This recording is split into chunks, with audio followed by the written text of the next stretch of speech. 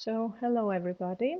Welcome to this featured event organized by the ESL group, the group of eTwinning which addresses English language teachers. Our topic today is teaching English through drama, and we are happy to have with us Susan Hillyard, who has been working for many years on drama and English language teaching. And she has worked in many countries, 17, if I recall correctly. The floor is hers, and I'd like her to share more about her experience as well as suggestions on using drama and her latest ventures and the online course that she's running. Thank you, Susan, for being with us. Okay. Thank you, Dora. That's very nice of you. Hello, everybody. I'm very happy to be here. And I'm really impressed with the number of people who are in the room, which means that all these people are interested in using English, using drama for teaching English, which I think is a great thing. It's something that I've been doing for many years.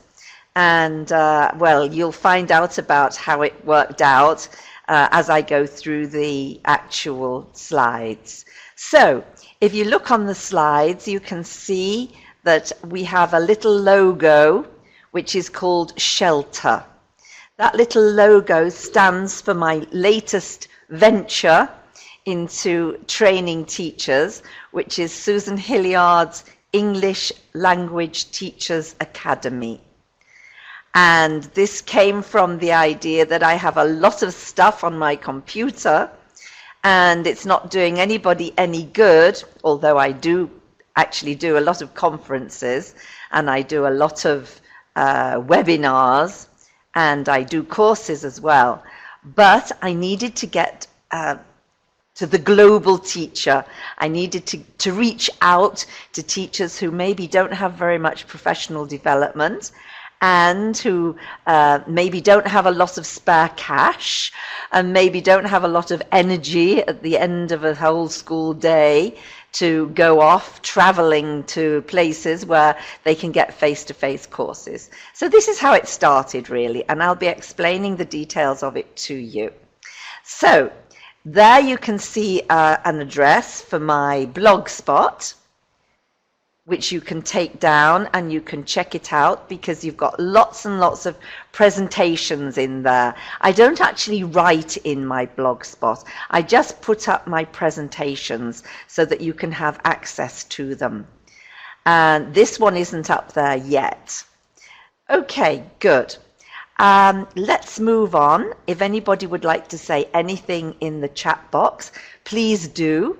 Please feel free to chat amongst yourselves and ask me any questions as we go along. Okay, I'm going to see if I can move on to the next slide now, if I can remember how to do it in this classroom. Yes. Okay, these are our questions for today. I always try to ask questions and hope that people can go home or go back to class, wherever it is you're going after this, with some of these partially answered at least. They won't be fully answered by any means because in an hour it's not possible to do it, but I'll be stabbing at answers. Okay, so my name is Susan Hillyard. I was born in Liverpool to an Irish mother and a Welsh father. I'm a Scorpion, born in the year of the tiger, which means that I have a very strong personality.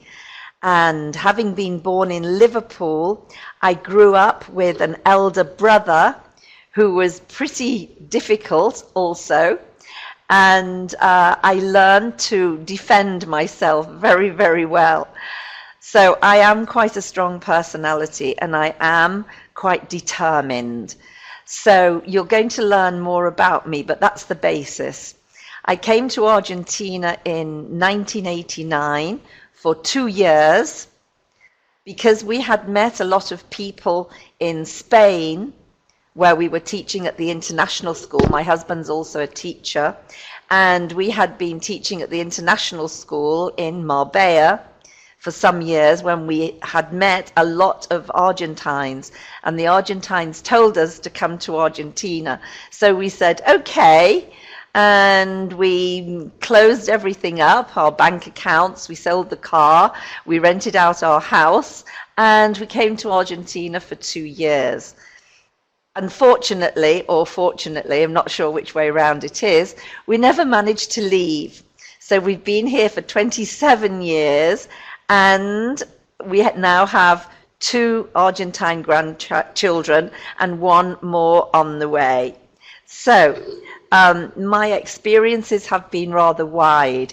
Before Spain, and in Spain we had 32 nationalities at the school, I was in Saudi Arabia with my husband, where I was head of English in a Muslim school. And before that, I was in Singapore working with the Ministry of Education in trilingual schools. And before that, I was in England working in special education, teaching English in special education with students from all over the world and who all had learning difficulties. So my experience has been very, very wide. So that's the background. So what is Shelter? It's Susan Hillyard's English Language Teachers Academy. So I'm not actually teaching English, I am teaching methodology. And in this webinar today, I'm going to answer these questions. What is drama? Why is drama good for teaching a language? What are the components of drama? How do we teach drama? Who is the course for, if you are interested in joining the online course? What is the structure of the online course? And what are the outcomes that you may expect? So those are the questions I'm going to try and cover in this short hour that we have together.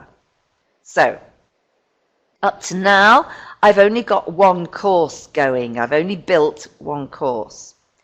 I had to learn how to build it, and I built it on my own. I took Nellie Deutsch's Integrating Technology for All course on how to set up your own Moodle, and it was very painful for me. I have not really embraced technology, let's say. I came to it very late in life, and I found it very, very difficult, and my son taught me everything I knew, and then I began to expand, and I'm going to tell you about that in a moment, and I've now ended up having my own online academy. So it's very exciting, and I would encourage anybody really to get onto online learning and maybe even online teaching. It's very exciting. So my future plans are to develop short courses on such things as global issues, creativity, CLIL, bilingualism, running a PLC, which is a professional learning community, motivation, leadership, advanced drama, SEN, which is special educational needs education, and English in the world.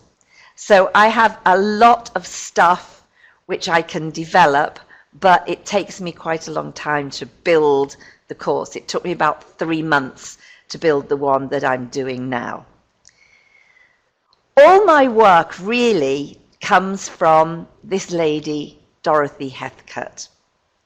When I went to university in England, I went to Warwick University, which is just around the corner from Stratford-upon-Avon, and I actually studied dramatic arts with a specialism in sociology for educational purposes. And I got to know Dorothy Heathcote's work while I was studying at university. The main thing that she said was that learning should be a joy and a challenge. And this is what I have found in all my travels, that very often it is not. And I'm glad that some of you are agreeing with this quotation. I find that some teachers find it difficult to make the learning process a joy and a challenge. And so I have tried all my life with all the diverse students that I've worked with to try and make the learning process joyful for them and for me, and a challenge for them and from me. So I am going to pass that on to you this afternoon, I hope.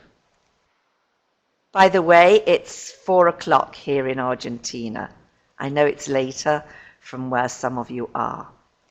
What I have tried to do in my development of a personal pedagogy of drama for English teaching is to combine these two packages. First of all, multisensory education. That's using the 5 senses so that all students have their learning style appealed to. In education in general, we tend to concentrate on the sense of hearing. We are using the spoken word. And what we have in front of us are concrete kids, especially if we're teaching at the lower levels. And teaching through the spoken word is very abstract for many students. So what we have to do is take the abstract and make it concrete. And my other motto is to make the complex simple. That is our job as teachers, to make the complex simple. So not to make the complex more complicated, which is what some teachers seem to do, but to try and find strategies and techniques which work with the majority of our students, whatever learning style they have and whatever disabilities they have as well. So we concentrate on using sight, and we have a lot of visuals in the classroom. We also use the students' visualization processes because we all have a mind's eye. Inside our heads, we have what we call the mind's eye. And that eye can see many, many things inside our imagination. And very often, we don't bring out our students' imagination. They come every day to class, as we go every day to class, with a very, very strong imagination. And we say to them, sit still, be quiet, and don't bring out your individualism. Don't tell me about your imagination. Don't tell me how you're feeling. And so what we have to do is to concentrate not just on hearing and making sounds because we're teaching a language, but also on sight. Lots of visuals and using our students' visualization processes. We also have to concentrate on touch. And when I say touch, I don't just mean the feely things, although I believe we have to have the feely things in the classroom. So use lots of books, use lots of realia, lots of objects, costumes, materials, pom-poms, flags, anything that you can move around, rattles, whatever you like, a ball, for example, so that they are always feeling things with their hands. But also, I want to touch the students in the sense of getting into their hearts, getting into their souls, getting into whatever moves them on the inside as well as on the outside. So we have to include taste, and I don't just mean the real taste of things, but good, Claudia, you use finger puppets, that's great. Any kind of puppets are wonderful. I also mean to cater for students' tastes as well. So we don't just work in one way all the time. We work in as many different ways as we can to cater for all our students' tastes. And then to include smell in our classroom. When we're doing story time, in fact, we can take a perfume in and spray the perfume in the classroom, and we can say, story time.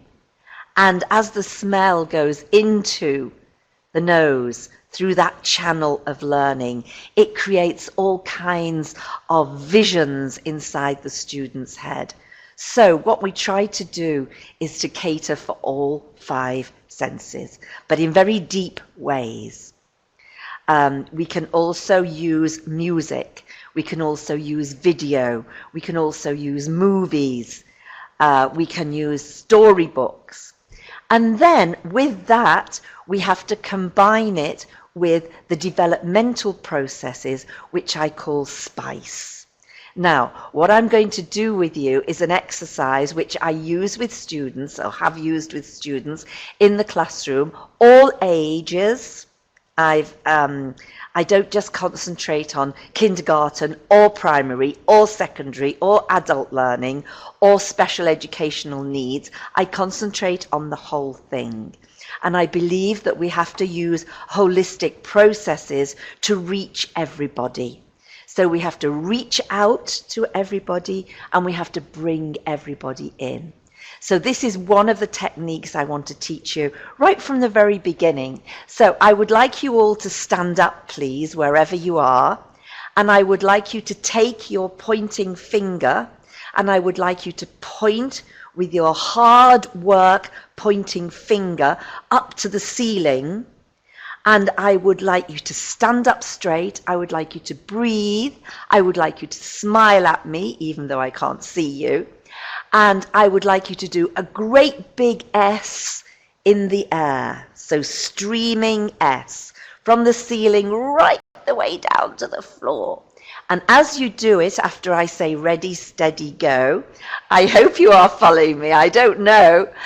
I want you to say tss, tss, tss, tss, with good breathing, please.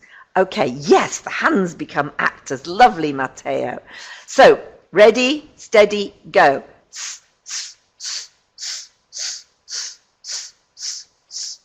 I'm not going to bend down, but I hope you are. This is S, and it stands for social development. In drama, we have our students working in plenary, the whole class together, or we have them working in pairs so that they are bouncing off each other, or we have them working in groups. When we work in plenary, we should work in the magic circle.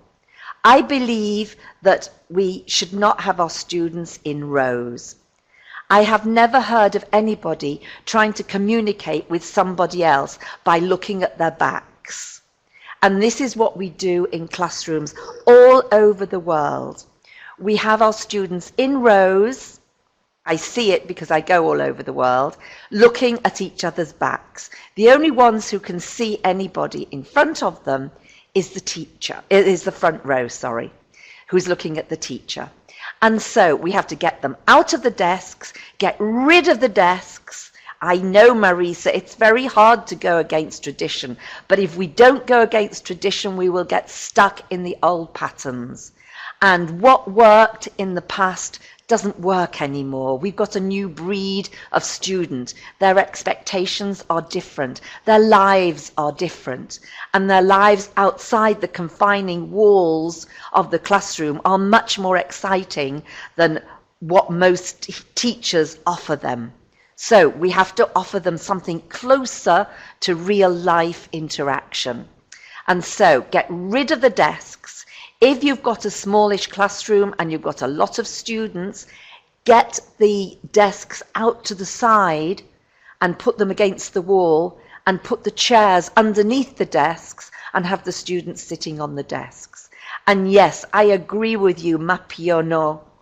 We must understand ourselves first. And that's what this course is about. That's what this professional development is about. Learning who you are first before you can go on to pass on to the students who they are. Because that's what I think all education is about. It's about learning who you are. Our best teacher taught us who we are. Okay, yes, we must be stable. It's very true. But we must also be creative and different. Okay, so S, what's S for? See who can remember? Can you write it in the chat box, please? Social development, perfect. So most classrooms don't encourage social development. They don't encourage interaction. This is what we do in drama. So social development. Okay, P. Hard work, please. Hard work, pointing fingers up in the air. And we're going to do nice plosive P. Ready, steady, go. P, P, P, P, P, P, P, P, P, P, P, P. This is the P from the P-H of physical development. When we teach a language, we have to teach it through the body. We have to teach gestures. English gestures if we're teaching English. Japanese gestures if we're teaching Japanese, etc., etc. We have to teach facial gestures. Our face has to do with the meaning of the words that we are saying. So the utterance and the gesture has to meet. It has to dovetail in some way. We need to teach body language. And also, we need to teach our students blocking. Blocking is the word we use on stage, and it means how the actors interact with each other, how they make their exits, and how they make their entrances. I've got it the wrong way around. And how they don't bump into each other, and how they don't hit each other, and how they don't knock people off the pavement when they're walking down the street. So how they can maneuver in the space that they've got. All the world is a stage, and all men have their entrances and their exits, and one man plays many parts. One man in his time plays many parts, of course. We all know that to be true, but we don't bring it into the classroom for some strange reason. So, what does P stand for? Write in the box, please.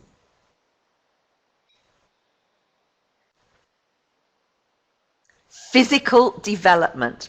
We have to help our students to grow. We have to help them to grow and get used to their own bodies. And we have to have them proud of their bodies, no matter what shape they are, no matter what disabilities they've got. We have to have them using the body to learn. We now know that there is such a thing called embodied cognition. The muscles have memory. Anybody who teaches driving will know that. Anybody who teaches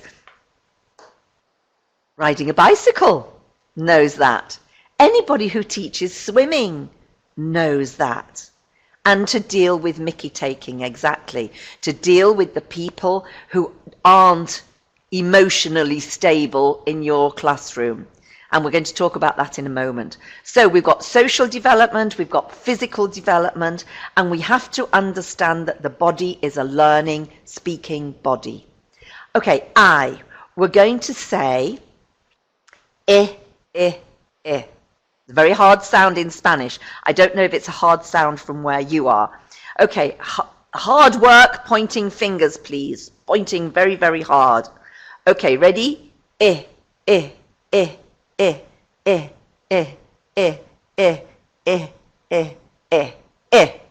Okay, is for intellectual development. When we do drama, we teach thinking skills. It is intrinsic to the process because we deal with problems, we deal with conflict, we deal with the art of self-control through the social development, through the physical development, and through the intellectual development, where we train our students to think before they speak, but to have so much practice in speaking through the drama that they speak almost automatically and they don't have to think for the vocabulary. So we train them to think. I need that C, because it's really cognitive growth, for the next C. Okay, so what does the I stand for? Yes, we can do role play ourselves as well. Very nice. Intellectual development. So we need to develop them through the arts to be more aware of what's going on around them. Okay, lovely. Now we're going to do the C, and we're going to say k, k, k, k. Okay, ready? Hard work, pointing fingers.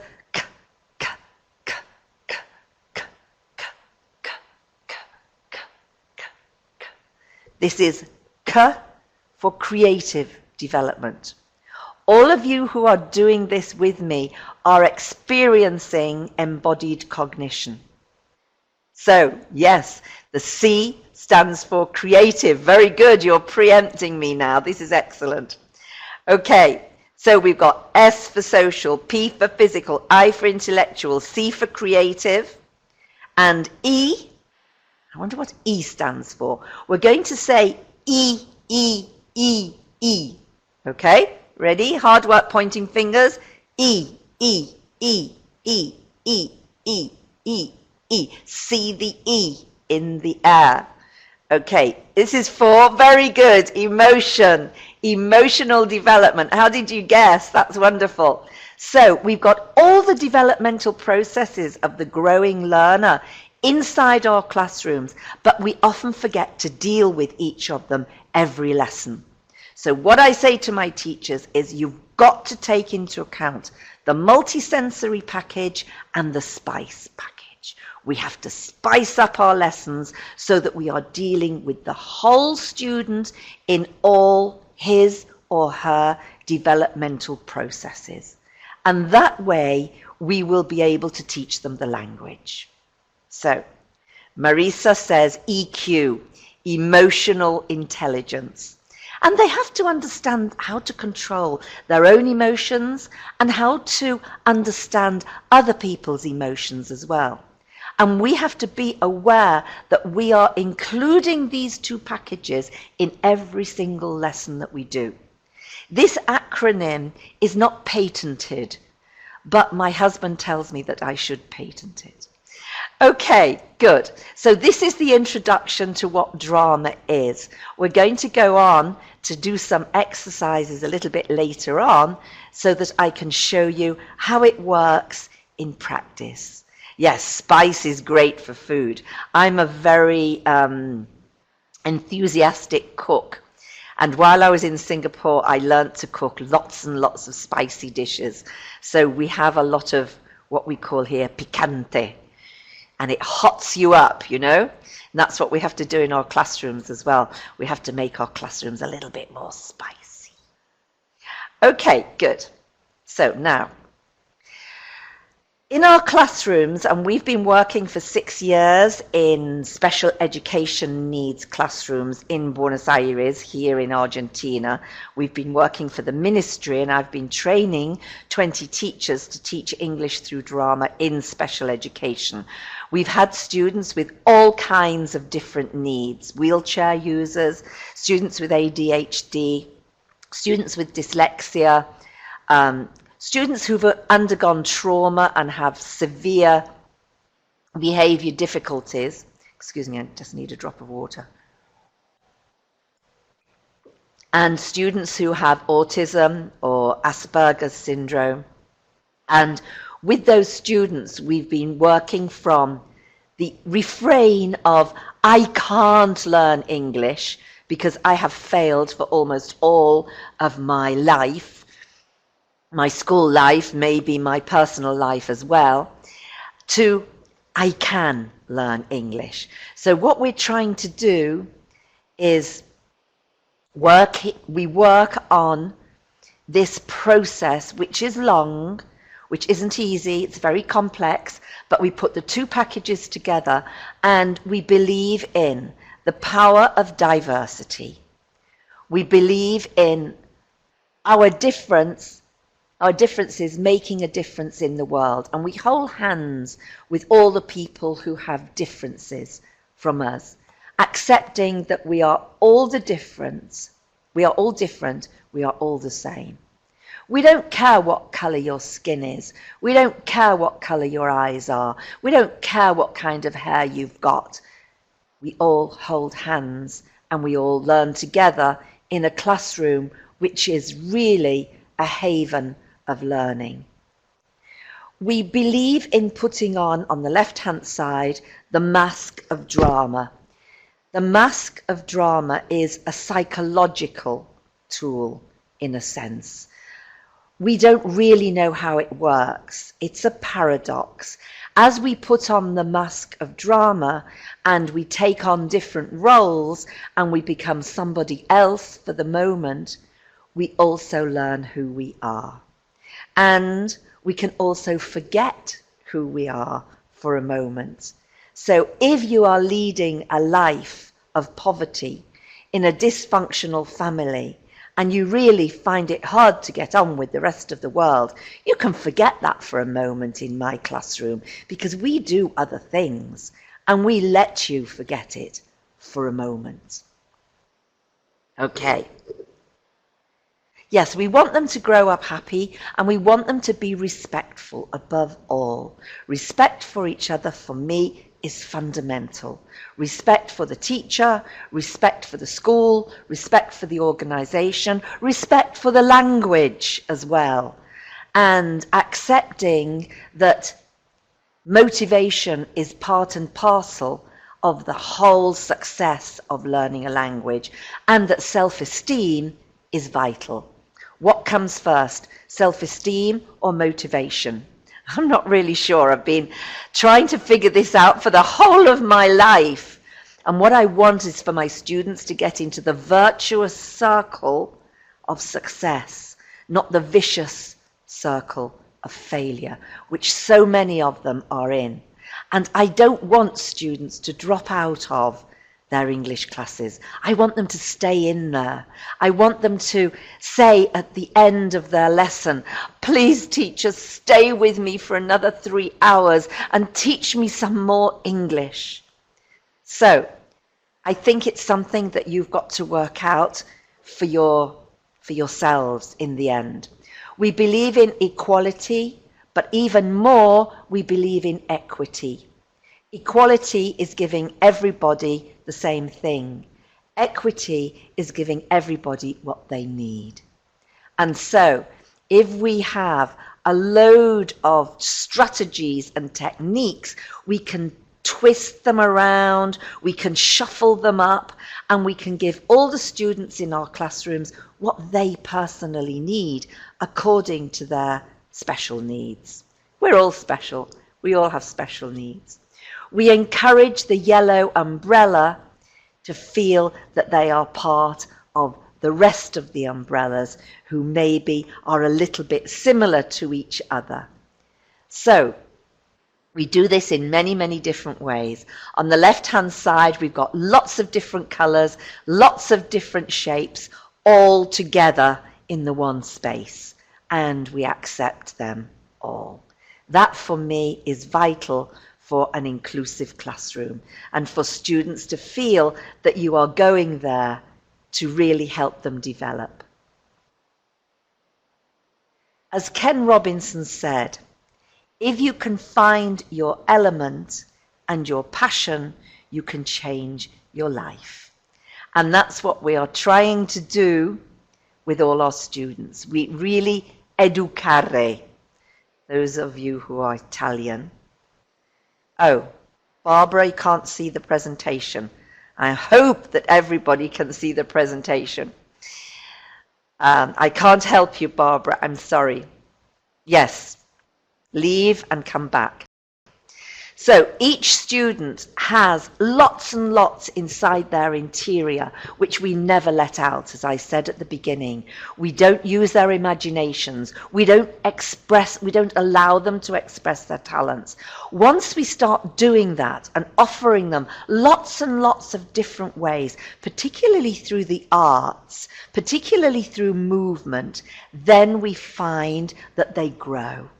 Then we find that they begin to understand who they are, what they can do. And some of them have really wonderful eureka moments where they have little tinsy wincy, eeny weeny, itsy bitsy, yellow polka dot bikini moments of success.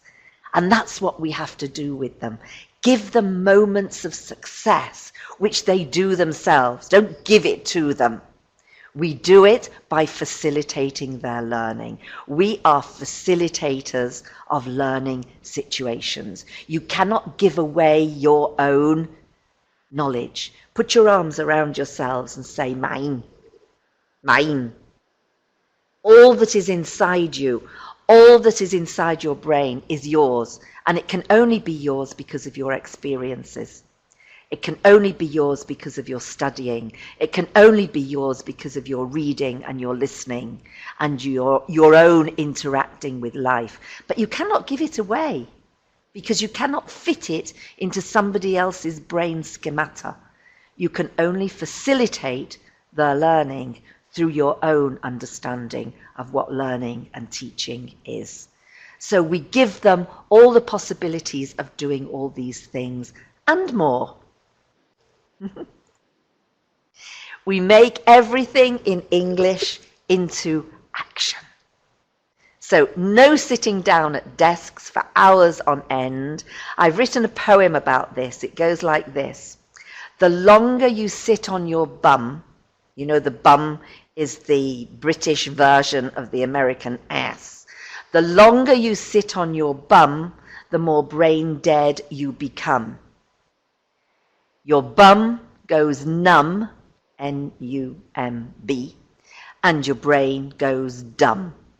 And once your brain goes dumb, you don't have what we call speech thoughts.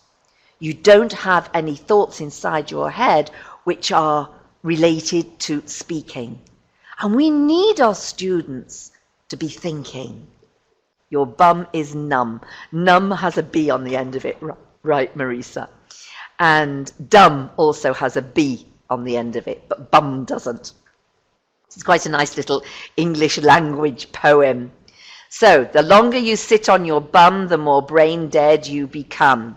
Your bum goes numb and your brain goes dumb. So put everything into action. Get them up off their seats.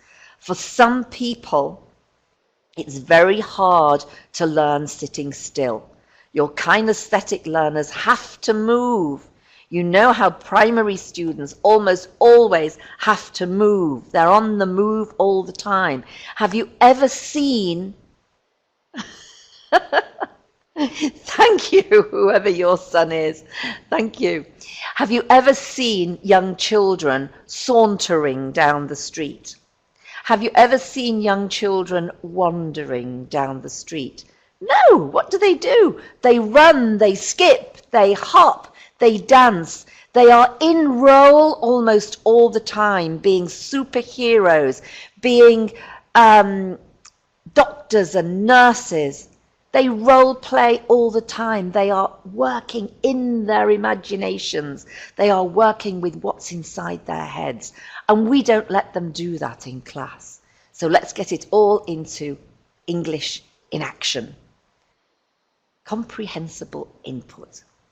From Krashen, you all know about it. Teenagers also will move. You have to get over the initial barrier because remember they've been in school for a lot longer and they've been kept sitting still.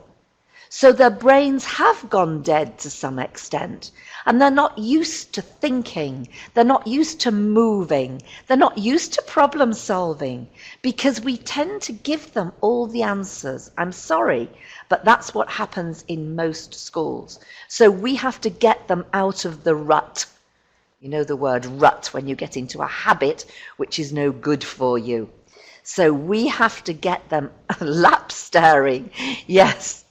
So we have to believe in what we're doing. So we put in a little bit of comprehensible input, not too much.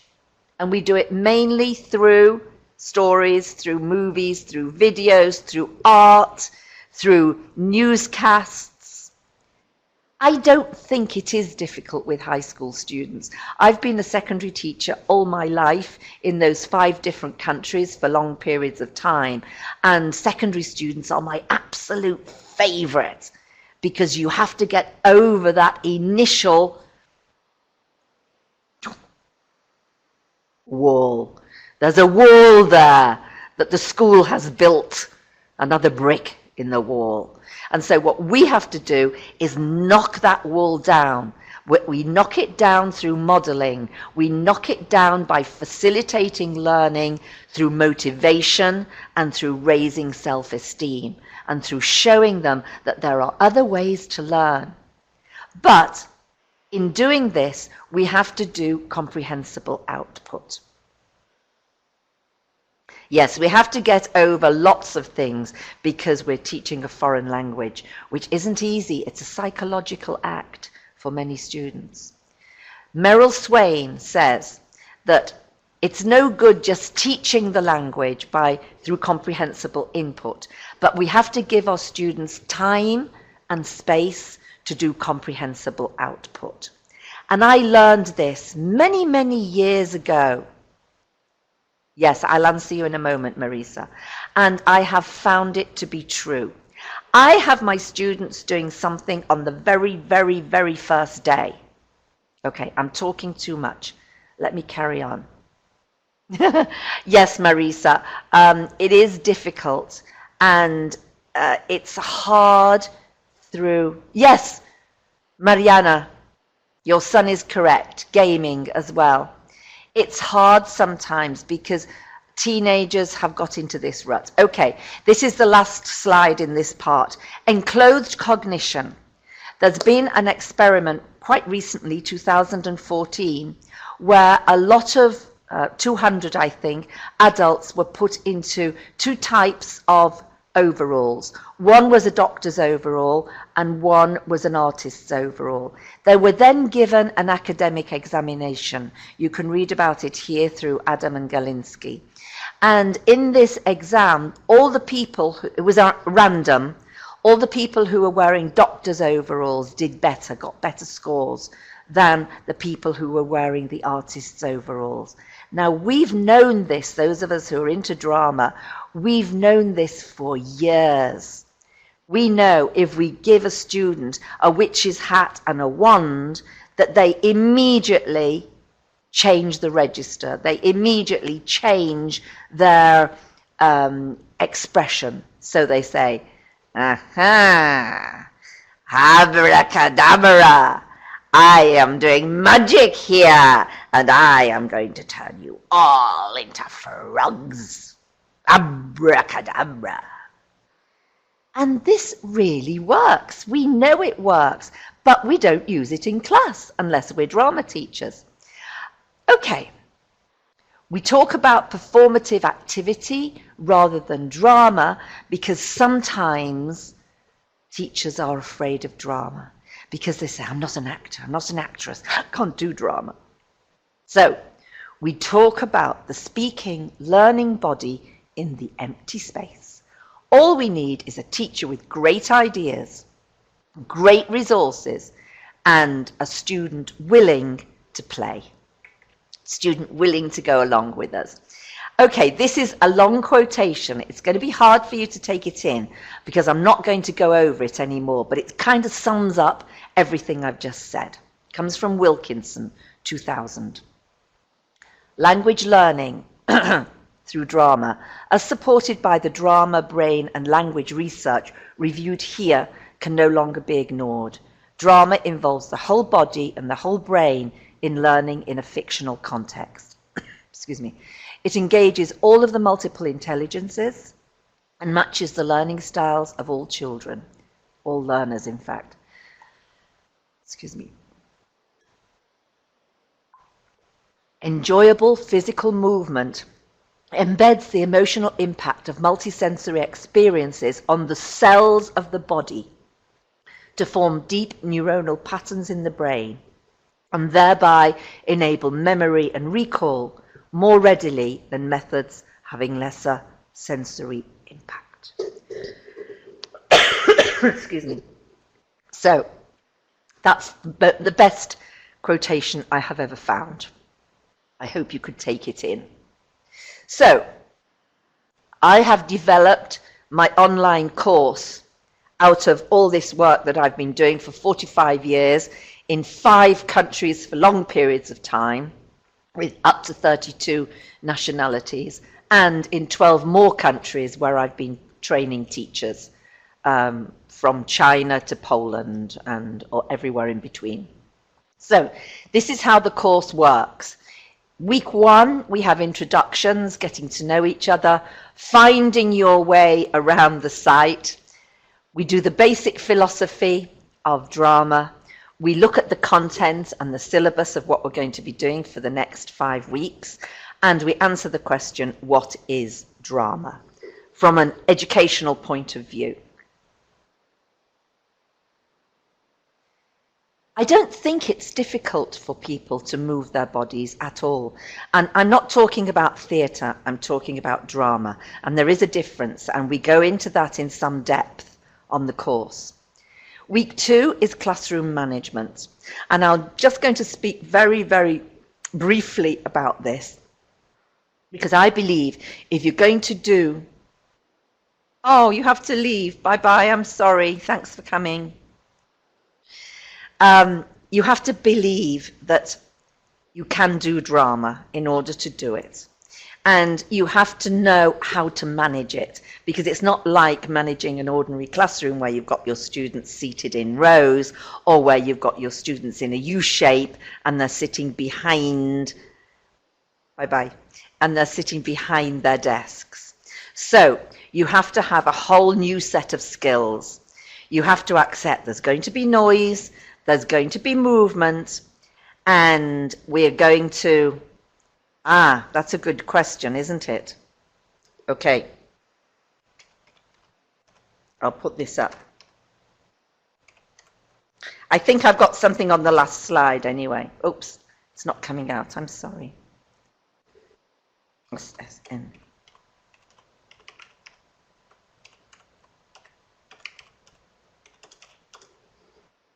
There you go. Okay.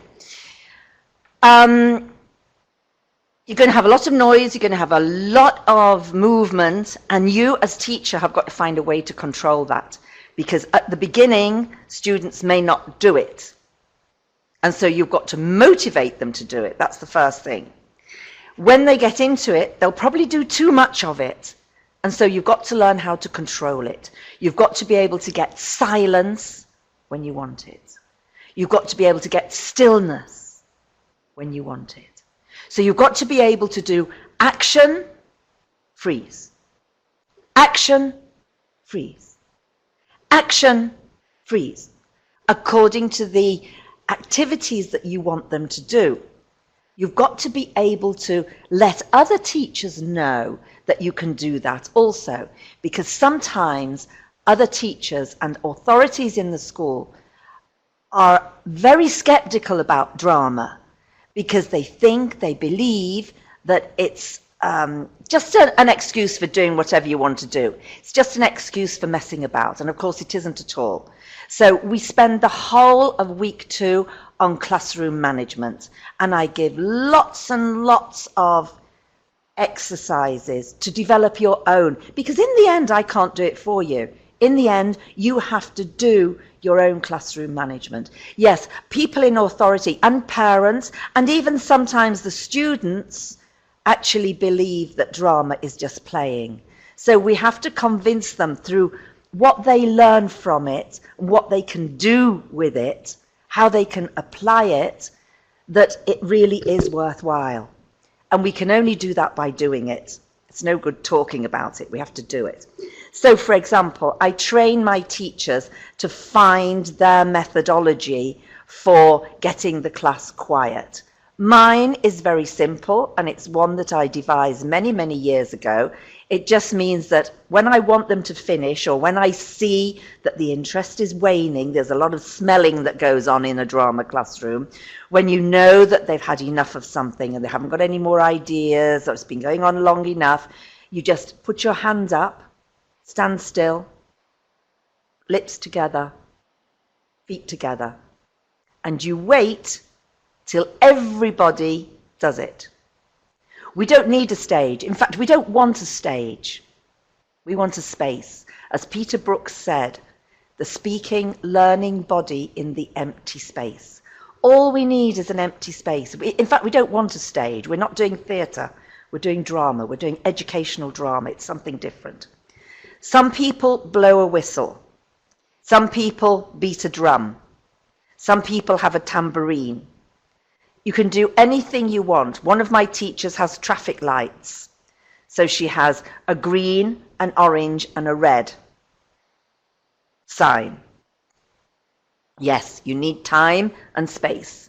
And a lot of teachers say to me, oh, it's terrible because I have to finish the textbook. I'm only on unit 5, and I've got to get to unit 7 by the winter holidays or whatever. I always say, keep the text, change the task. So, you keep the text, but you do it through English in action. And I know that in some countries, students speak all the time. We have to stop them doing that. We have to teach them to take turns. We have to teach them to listen. They're always talking. And I always said to my students, you have to learn to be silent. Drama is the art of self-control. Yes, you can teach maths, you can teach language, you can teach history, you can teach simple physics, you can teach biology, social studies, all through drama. You have to know how to do it. So, classroom management, my favourite is I just stand with my hands up in the air and I wait until everybody does the same. And I teach them, zip it, lock it, put the key in your pocket. It's not very difficult, honestly. It's not very difficult. Once you get into it and you find out how to do it and you try it out with your students, you will see how it works. Okay, then in week 3, we go on to breathing, body, and voice exercises. Sorry, it should say breathing, body, and brain gym activities. And I'd like to just do a few with you. Are you ready? You believe me? Actually, Mapiono, you have to be very careful because I'm from Liverpool, and we're known to be a tribe of liars. Okay, ready? Put your hands on your diaphragm. Your diaphragm is that area between your boobs if you're a lady and your belly button. It's the bit below your chest but above your belly button. So put your hands on there. And I want you to imagine, I want you to visualize, using visualization techniques now. I want you to visualize that there is a balloon inside your belly. And as you breathe in, you're going to inflate the balloon. Now, what happens in daily life, and this is why many of our students are very tense and many of our students are very excited, is that we take short breaths down to here. We don't know we're doing it. So, we can put our hands here, and I want you to breathe right down into your diaphragm and feel the balloon expanding. Here, your shoulders must not go up. Many people do this. Don't do that because that immediately constricts your lungs. So what you want to do is keep your lungs open by keeping your shoulders down.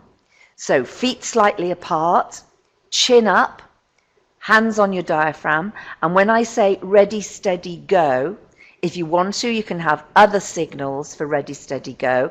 If you're doing a unit on furniture, for example, you could agree with your students on Monday morning that your sign for ready, steady, go this week is tables, chairs, cupboards. If you're doing colours, you can agree that your signal for starting for action is red, yellow, blue. So you can decide on anything you like. Engage your students in the decision-making process whenever you can. It works. Okay, I want you to breathe in through your nose and out through your mouth. So in through your nose to the count of 4, out through your mouth to the count of 4. We're going to do it 3 times. Ready, steady, go. In, 2, 3, 4. Out, 2, 3, 4. In, 2, 3, 4. Out, 2, 3, 4. In, 2, 3, 4. Out, 2, 3, 4. Okay, how do you feel? Do you feel different after you've done that? Yeah, it makes you feel good. Makes you feel relaxed. It also makes you feel calm. It also makes you feel receptive. Because when you do good breathing, it is the basis for every single human activity. So breathing is absolutely essential, but we never teach it, and we never do it in our classrooms. Our students come in from break having been running around, or the teenagers come in from break and they've all been arguing with each other. Maybe the boys have been fighting, maybe they've been playing football, maybe the girls have been sitting around listening to music, and suddenly we expect them to tune into what we're doing in English language. So, good. I'm glad you managed to experience some good breathing. It's important. Before I do a webinar, I breathe. I do my breathing exercises. Before I go into any classroom, before I start any conference, I do my breathing exercises. You can't see me doing them because I'm so trained that I do them without you noticing. I'm doing them now, in fact. So this is what we have to teach them. And in my course, I give you lots and lots of different exercises. And I've got some more for you today if we have time. Okay, then we go on to week 4, pronunciation and voice exercises. So for example, I teach the students through lots and lots of activities to put on a witch's hat, have a witch's wand. I actually have the realia. And then I say to them, okay, everybody stand up, breathe. We do some breathing exercises. And we maybe do some voice exercises as well. And then I say, I touch my nose. I touch the tip of my nose with my wand. I touch my ear. And everybody here is a lion. Yes, they probably will think you are mad. They used to think I was mad, but they got used to it, and they decided to have a mad hatter around teaching them English was much better than having a traditional teacher around who wasn't mad at all. So they all go, and then you say, freeze! And they stay like that, and you take photos with your mobile phone and you put it on your blog. I hope you've all got a blog. I imagine you have. So then you say, I touch my nose, I touch my ear, and everybody here is an elephant.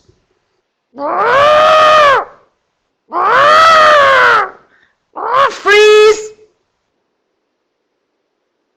And you take your photos. How simple could anything be? It gets them making noises. It gets them making sounds. And I have lots and lots of drama exercises. You can't do this. You see, if you say, I can't do it, I'm sure you're not as old as me. It's not a matter of age. It's a matter of belief. Well, I'm 66. So there you are, you see, you're not as old as me.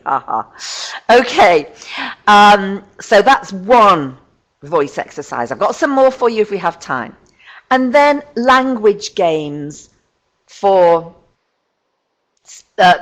this should say concentration and relaxation. I don't know, I must have done this when I was very tired, sorry. Week 5 is language games for concentration and relaxation. I believe that if we're going to have our students doing this deeply psychological act of speaking in a foreign language, which is very scary. It's almost like not being you anymore. You know, it's a change of identity. I believe we have to understand that. Then we have to do games for concentration and relaxation. One that I do with the students, which they absolutely love, and they always ask to do it again, is one called Be My Mirror. So I train them, and I use the word train on purpose, I train them to go into the space which I have made for my students in my classroom or in the school hall or in the dining room or in the corridor if necessary. And you can ask them to stand in a space and do a 360 degree turn so that they're not touching anybody else. So they're completely on their own. And then you can ask them to walk around the room, and you can ask them to walk around in a zigzag fashion. Ask them to change their direction. Don't allow them to walk around in a circle. Ask them to go in a zigzag movement, and they mustn't actually bang into anybody else. And they have to be aware of their bodies. And then you say, freeze! And they have to stop. And then you ask them to hop around the room. So they do that, and then you say, freeze! Then you ask them to march backwards around the room. Freeze! All this is listening, following the instructions, and showing you immediately if they can do it. Because if they can't do it, they haven't been listening, or they haven't been concentrating, or they just didn't understand the instructions. Usually what happens, of course, is that there are some students in the room who do understand, and so the rest of them can follow.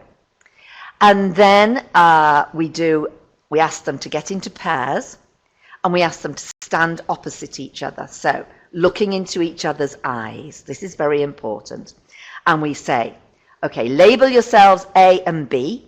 So all this has to be taught. You have to train your students to do this and to do it quickly without talking, because if they're going to talk all the time, it's hopeless. I believe the webinar is going to be recorded, I think, Dora. That's true, isn't it? So they're facing each other, looking into each other's eyes. One is X and one is Y. X is the real person, Y is the mirror, and they stand opposite each other, and X has to do some movements, any kind of movements at all, slowly, in a concentrated way, no speaking, and the mirror has to mirror those movements. So if X raises their left hand, this is my left hand, but this obviously isn't a mirror. If X raises their left hand, Y has to raise their right hand because it's a mirror. You could also do other kinds of actions. It can be an everyday mime. So one of them could mime getting up in the morning, and the other one has to do the same thing. One of them could mime cooking a pancake. I have taught 16-year-olds all my life. I have taught 16, 17 and 18-year-old rugby-playing, meat-eating Argentine boys. And I taught them drama. And having taught them drama, I was then invited to go to the local Teachers Association centre and train other teachers to do it. Age is of no importance for me. How do you think that their stars became who they are? How do you think Brad Pitt became Brad Pitt? Because he went to drama school and he did all these activities. How do you think Angelina Jolie became Angelina? Oh, I'm putting those two together because I heard today that Brad Pitt has been cleared from his accusations of violence. But all of the people they see on television have practiced to get where they are. There are very, very few flukes in the world, although our students tend to think that they are flukes and they just got into it like that because they were noticed. Doesn't work like that.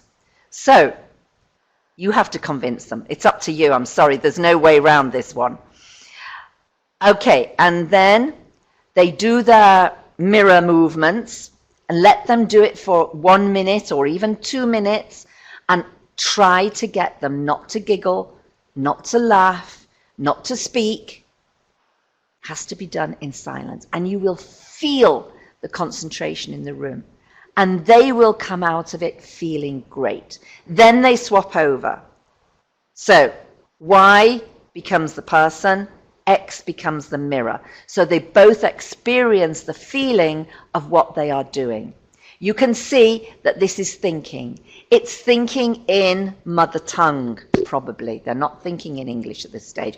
We don't mind. We don't mind. We have to get them into concentration, always eye to eye. Yes, because one is the mirror. They have to be able to see the other one.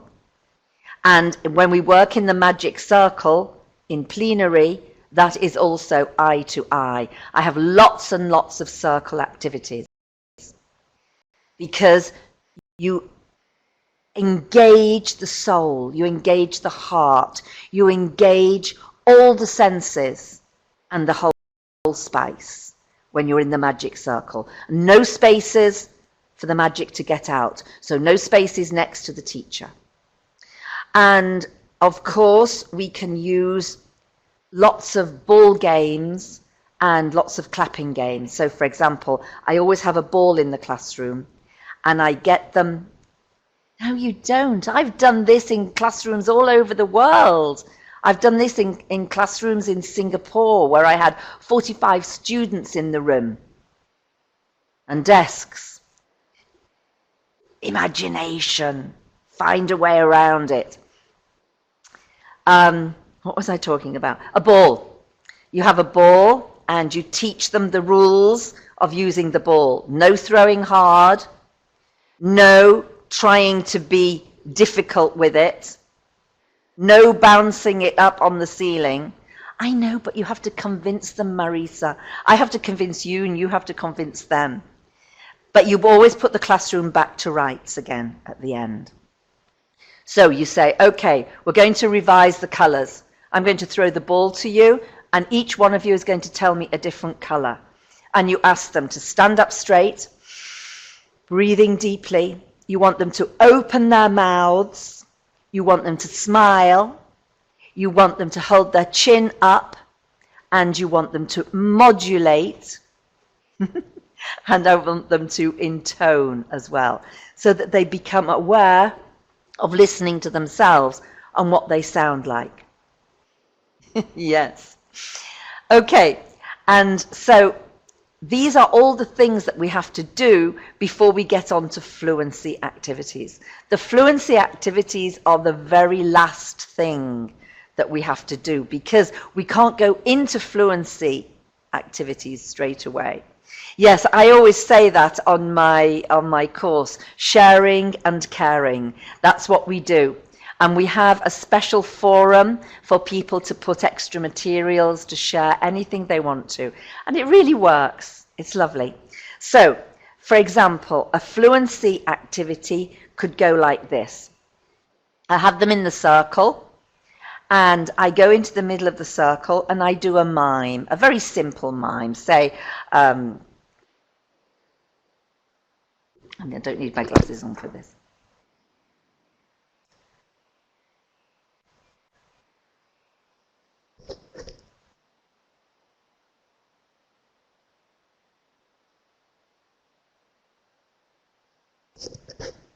Okay.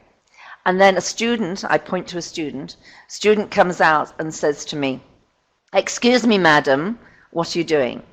If I'm a man or a boy, she or he would say, "Excuse me, sir, what are you doing?" And it's important to teach them that chunk of language. "Excuse me, sir, what are you doing?" "Excuse me, madam, what are you doing?" Not, "Excuse me, madam, what are you doing?" But try and make it as fluent as you can. And then I have to tell a lie. So I might say, for example, "I'm playing tennis." That student then has to do the lie. So they have to stay in the middle of the circle and they have to play tennis. And you let them do it for a few moments, and you'll be surprised at how many of them can do it really well. That sounds good news, South Italy. Your lesson will be different. This is the idea of these practical activities, so you can take them straight into class. Then you point to the next student, and that student comes out and says, "Excuse me, madam, what are you doing?" And the student who's playing tennis carries on playing tennis and says, "I'm having a shower."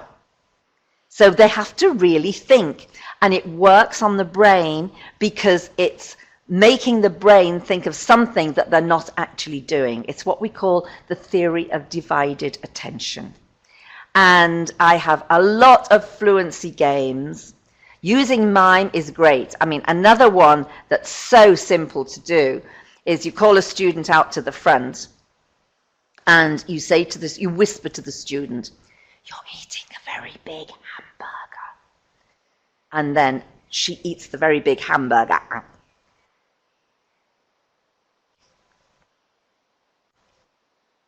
And you say to the class, "I believe that Liliana is driving a car." And all the students in the class say, "No, she's not. She's eating a hamburger." And this great feeling of doing things as a community really helps those students who are struggling. So it's all, you've done that, Marisa, great, okay.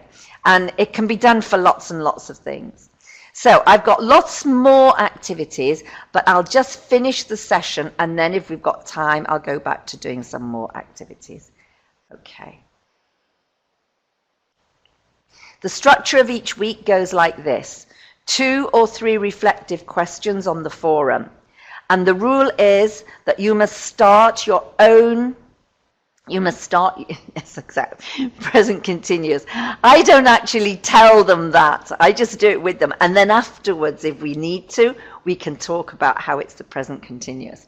Okay, so 2 or 3 reflective questions. And the rule is each person must start a discussion of their own, answering a reflective question.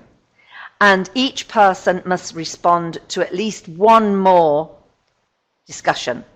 So everybody opens a discussion and everybody responds to a discussion. What I'm finding on this cohort that I've got now, in fact, I found it on all of them, but especially on this one, where the people are very, very keen and very enthusiastic. They are all reading each other's comments. So I've got a lot of work to do because I have to read all of them. There's only one of me and there's 20 of them. I also try to answer the questions through a video. So I answer the questions like I'm talking to you today through a webcam, which is actually on the site. So instead of answering their texts in text, I answer in person. And they say they like that. They say they like that better than me answering in text because they can hear me, they can see me, and it's very personal because I respond to exactly what they've said. Okay, then there's a handout to prepare for the webinar. And we have a webinar like this one, but in much more detail, obviously, each week. The webinars are on a Sunday at 2 o'clock GMT. I know it's a pain to have them on a Sunday, but it's the only way I could find that I can get most of the teachers together. Even so, some people don't make it, but the webinar is recorded, as this one will be, so that they can watch it afterwards if they've missed it. And then on the Sunday, the handouts are really quite detailed. So they're getting a lot of preparation for the webinar, they're getting all the activities, and they're getting further reading in the actual handout in case they want to take this topic further. And then the live webinar, which is 90 minutes, and they have the chat box like you've got here, and I have taught them to really respond in the chat box and do a lot of talking amongst themselves. Then there are more videos, readings, podcasts with guiding questions. Then there's a forum for sharing materials. Then there's an evaluation of the week on their part, an evaluation of the week on my part. I do mine through video, they do theirs through surveys or through Padlet. And then there's further reading and resources. And then we close that week, but it's still open for them if they want to go back into it. And I start on the next week. So today, for example, we've just started week 5. So everybody's getting excited. Oh, the audio disappears for 2 to 3 minutes. I'm sorry. I don't think that's at my end. My expectations are this. The more you put in, the more you get out. You know who you are. You know who your, you know what your limitations are. You know if you've got young children and you're all day out at school and then you've got to get home and do the cooking and put them to bed and then do your work. You know how much you can do. I expect you to react honestly to the reflective questions. So no Googling before you answer. I'm not interested in you having to do research. I'm interested in you reflecting on what you already know and then finding out something more about it if you didn't know very much. And what my people are saying to me is that I ask such deep questions that very often it's something that they've forgotten about, or it's something that they've never thought about, or something they've never had time to think about. Thank you, Mapiono. I think I like your name. Then they have to respond to others, and they really enjoy that. My next step is to get all of them to do video recordings of their answers to the reflective questions. We haven't got that far yet. Marianthi, okay, sorry. There are no formal assignments, but if you want to do some for me, I'm very willing to read them.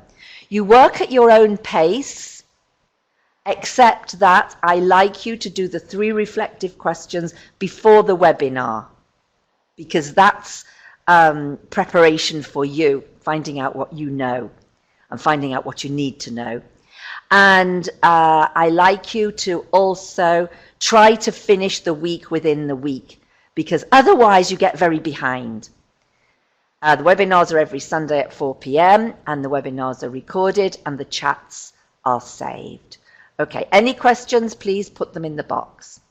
My experience is this, and this is why I got into online teaching when I really was somebody who was totally against it. I did an MSc at distance from 1988 to 2000, and then we had the economic crash here when my salary went down by 66%, and I just couldn't afford it anymore, so I never finished it. I authored and tutored on 4 online courses. I was an Evo Drama participant, then, thank you, and then I was a moderator. I was a remote participant in IATEFL 6 times. I've done a Coursera course, and I've done a Future Learn course, and I have attended webinars and done MOOCs. So I try to keep my learning going all the time. This is what I have done. I'm a teacher in 2 countries. I've been a teaching head in 3 more countries. I've been a teacher trainer from 1992 till now, and a conference speaker, workshop facilitator, materials writer, course writer, and webinar presenter. I'm going too fast, aren't I? My belief in technology was very weak, and I've done a webinar on that as well. And I opened a Ning for my 20 teachers. I've been teaching on WizIQ for a long time, and these were the problems that I had in developing the course. This was my learning curve. And now I'm up here somewhere and determined to really develop online teaching. So it's been thrilling for me. Edifying, inspiring, exciting if scary, mind-opening, confidence-building, convincing, life-changing. And this is what the course looks like. There's my mail. You can join my Facebook to get more information. It's Susan Shelta. And there's my blogspot. Okay, thank you very, very much. There's still a lot of you still in the room.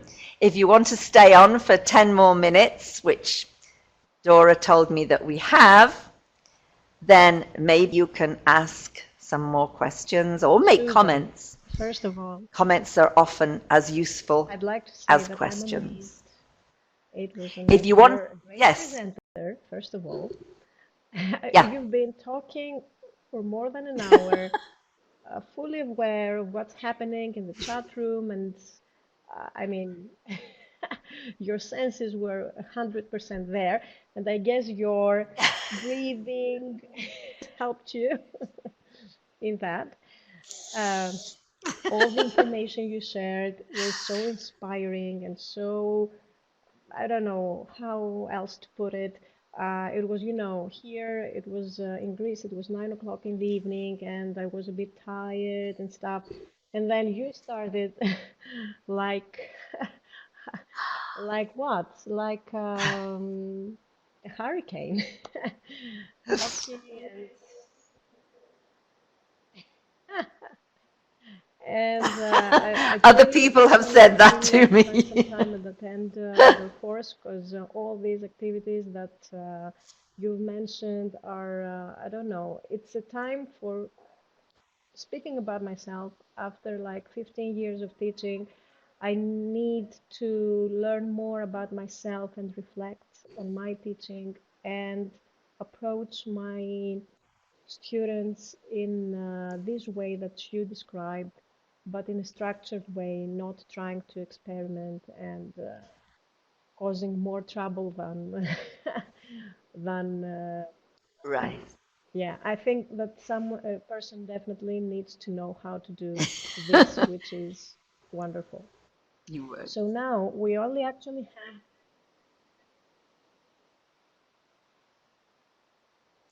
My students say the same thing. My students say the same thing. They say that the course has helped them to structure and to see the development yeah. of the discipline Yeah, so that it's they been don't so just go in natural. and I'm do sure whatever. it's the And outcome I of think many, that's what many you're years of looking for as experience well. and knowledge. And I'm sure that not everyone can do it so naturally. So your course will definitely help us uh, try, at least, to do some of this stuff. Actually, now we only have like 4 minutes because the event was scheduled for an hour and a half from 8 o'clock Central European time to 9:30. And now it's Right. 26 past 9. So I think that after a few minutes the Okay. platform will go down. I'd like to Okay. to tell all the participants here who are not willing to leave, as I can see. Yes. Yeah. I know. Go That home. Your mothers are waiting for this you. webinar was recorded and it will be posted on the ESL group expert talk section in tomorrow or the day after tomorrow as soon as it's ready. So you can go through it again, you can listen to all these inspirational quotes and have a glimpse at the activities again. And also, don't forget, as I've already shared, the Padlet wall, where we'd love it if you shared your drama activities that you use in the classroom, and maybe even drama activities for Christmas as well, because this is going to be the Christmas activity of the ESL group. The springboard was this webinar, and we're trying to get the most out of it in during the next month, just before Christmas. So once again, thank you so much for being here with us, Susan. And we hope that many of these people who were here will want to learn Thank more, you. and maybe you will have a chance to meet them more deeply in your courses.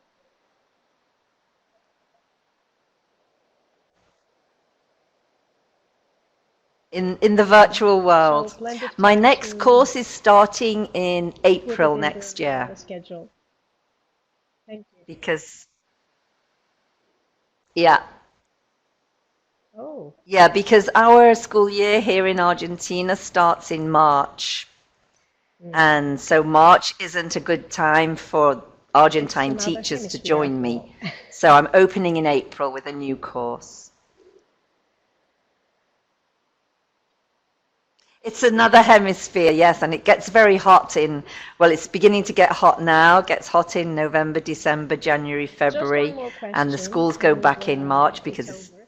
cooling down a Do little bit. you dance tango? Yeah. Argentine?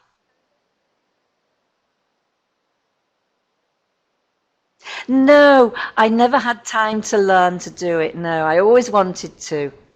Thank you, Barbara. No, I never did it. I've often thought about it and I love watching it. But no, I never had time Stay, because stay I tuned. work a lot, as you Really? can see. I've also written a book on this. So if also for all the people who are Yeah, here yeah, today, there's a book besides the out there. recording, anything else you want to share with us, I'll upload it on the twinning group. English through drama. There's the book. Thank you. Mm-hmm. That's the book. So I'll Helbling. stop the recording now.